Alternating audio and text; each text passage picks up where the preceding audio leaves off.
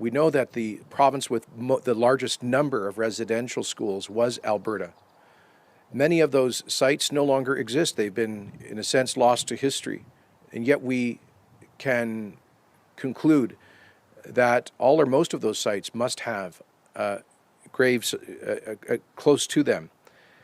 And so we will be providing these grants to First Nations and Métis communities who have proposals about how to research and identify these unmarked graves and cemeteries and how most appropriately to honor them.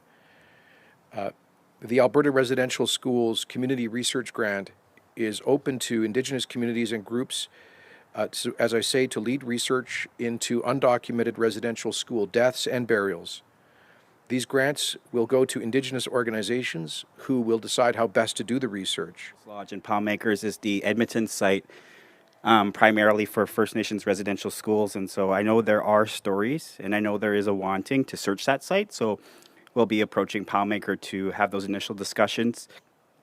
With the grant itself, I did speak earlier towards, and I love the flexibility of the grant because they put it back in the hands of the nation. So what I would really love to see, if nations so choose, is to build capacity with GPR and archaeology. And so there's great partnerships out there through the U of A, as I spoke earlier.